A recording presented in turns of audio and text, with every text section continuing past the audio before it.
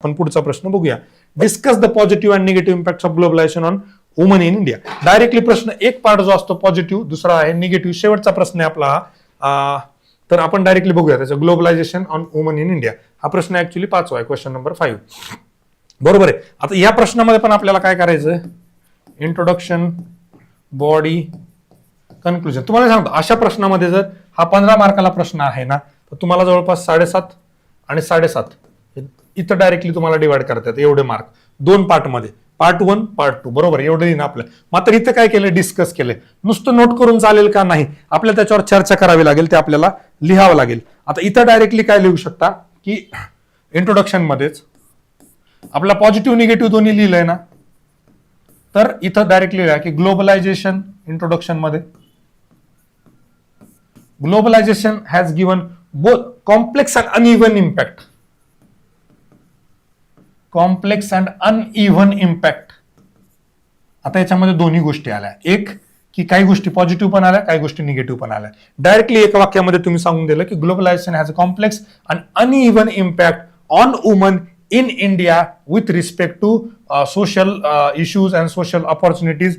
अशा बाकीच्या पद्धतीनं तुम्ही लिहू शकता. म्हणजे ग्लोबलायझेशन कॉम्प्लेक्स आणि अनइव्हन इम्पॅक्ट दिलेला आहे, बोथ पॉझिटिव्ह आणि निगेटिव्ह. तुम्ही इथं पॉझिटिव्ह लिहा आणि इथं निगेटिव्ह लिहा. एका वाक्यामध्ये तुम्ही त्या ठिकाणी हिट केलं. आता परत आला बॉडी.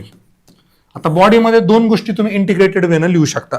आयदर एक पॉईंट घेतला कुठला तरी आणि त्याचे पॉझिटिव्ह निगेटिव्ह लिहिले, किंवा डायरेक्टली पॉझिटिव्ह लिहिले, डायरेक्ट निगेटिव्ह लिहिले. आता आपण जर इथं पॉझिटिव्ह लिहिण्याचा प्रयत्न केला, नंबर 1 काय झालंय, वुमन एम्पॉवरमेंट झालंय. त्याला आपण सोशल एम्पॉवरमेंट पण म्हणूया. Social empowerment due to economic empowerment.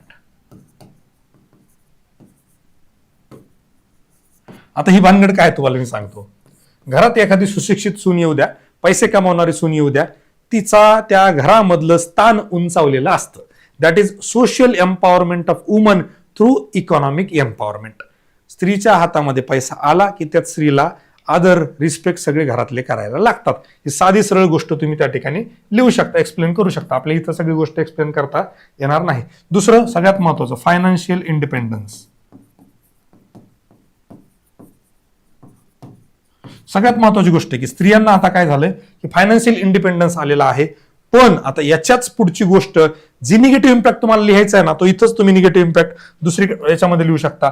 Financial independence मुळे काय झालं की महिला ज्या आहेत थोडस सेल्फ सेंटर्ड म्हणा, किंवा अजून महिलांमध्ये थोडस बाकी गोष्टी कमी झाल्यामुळं डिवोर्स किंवा डायव्होर्स जे प्रमाण आहे ना, तर ते प्रमाण वाढताना आपल्याला बघायला मिळतं. आता फक्त तुम्हाला इथे आहे ना एक सोर्स त्या ठिकाणी कोट करावा लागेल. सोर्स कोट करत असताना डायरेक्टली तुम्ही काय लिहू शकता, ऍज पर कुठलं तरी एखादा सोशल जे काय मॅगझिन वगैरे आहे त्या मॅगझिनचं नाव लिहून तुम्ही कोट करू शकता, किंवा एखाद्या न्यूजपेपर मधलं आर्टिकल किंवा एखादे सोशल इश्यूजवर लिहिणारे एखादं व्यक्तिमत्व असेल त्यांचंही नाव त्या ठिकाणी कोट करू शकता. झालं फायनान्शियल इंडिपेंडन्स. त्यानंतर participation of woman. Participation of woman कुठे, डिसिजन मेकिंग रोल मध्ये.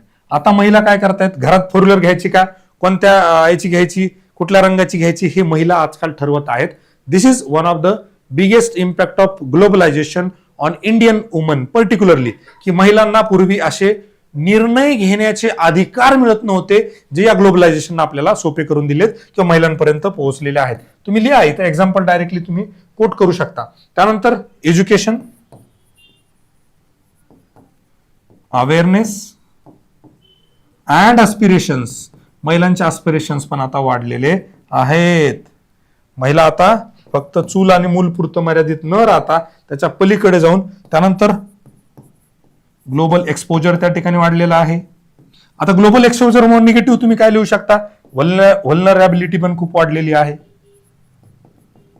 आता पूर्वी महिलेला असं वाटायचं फक्त घरातले किंवा आपल्या गावातले वगैरे लोकांकडून थ्रेट आहे.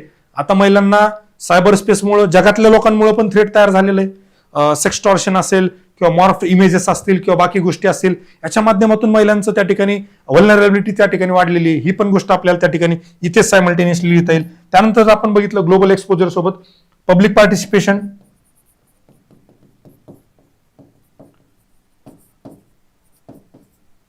पब्लिक पार्टिसिपेशन राईट फ्रॉम एवढी की सोशल जे काही इव्हेंट्स आहेत त्याच्यामध्ये पण महिला बघायला मिळतात, पॉलिटिकल मध्ये पण आपल्याला बघायला मिळतात, इकॉनॉमिक मध्ये पण आपल्याला बघायला मिळतात. महिलांचं सर्व ठिकाणी काय झालेलं आहे त्या ठिकाणी आपल्याला बघायला मिळतात. त्यानंतर सगळ्यात महत्वाचा वुमन एंटरप्रिनोरशिप.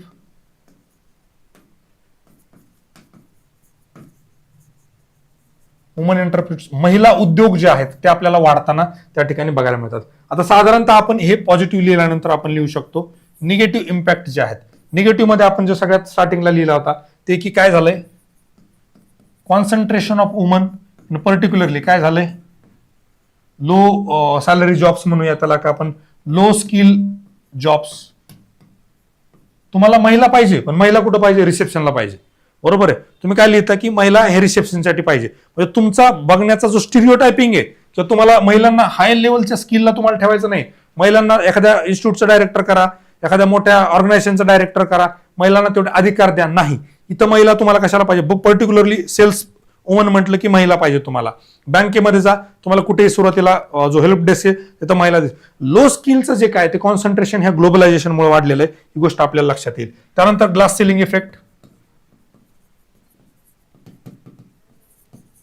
आता ही ग्लास सिलिंग इफेक्ट काय भानगड आहे की महिलांना एका पर्टिक्युलर लेवलच्या वर लोक बघतच नाहीत, ही गोष्ट. त्या वेज डिस्क्रिमिनेशन.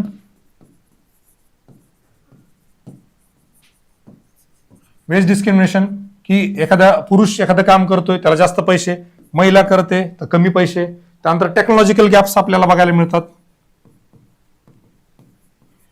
टेक्नॉलॉजिकल गॅप्स, बरोबर आहे. जो काय ऍक्सेस स्मार्टफोनचा आहे, ऍपल मुलाला द्यायचा आणि मुलाला साधा एखादा कुठला तरी फोन द्यायचा, हे सगळं डिस्क्रिमिनेशन जे आहे, टेक्नॉलॉजिकल गॅप आहे, हे ग्लोबलायझेशनमुळे आपल्याला बघायला मिळतं. परत मी तुम्हाला जे मगाशी सांगितलं होतं व्हल्नरॅबिलिटी महिलांची वाढलेली आहे, आपण ऑलरेडी डिस्कस केलेलं आहे. त्यानंतर आपण जर बघितलं सोशल सिक्युरिटी.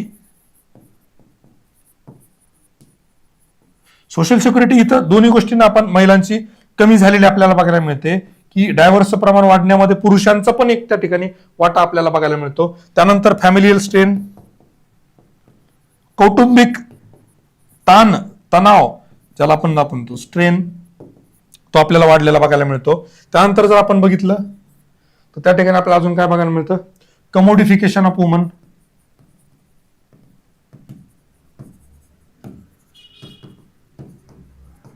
आणि ग्लोबलायझेशनमुळे अजून एक झालं फेमिनायझेशन ऑफ ऍग्रिकल्चर.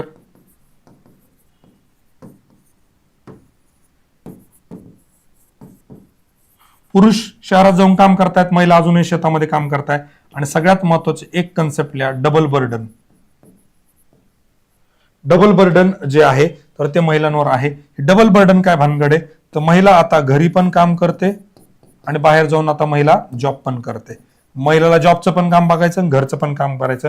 अशा पद्धतीनं ग्लोबलायझेशन जे आहे तर आपल्याला पॉझिटिव्ह आणि निगेटिव्ह त्या ठिकाणी दोन्ही गोष्टी बघायला मिळतात. आता कन्क्लुजन करत असताना मला वाटतं निगेटिव्हलाच काउंटर केलं पाहिजे, तर त्याला एका वाक्यामध्ये एका फ्रेम मध्ये आपण लिहिलं, जेंडर सेन्सिटिव्ह पॉलिसीज. ह्या टोनवर तुम्ही त्या ठिकाणी काय करू शकता, कन्क्लुजन तुमचं करू शकता.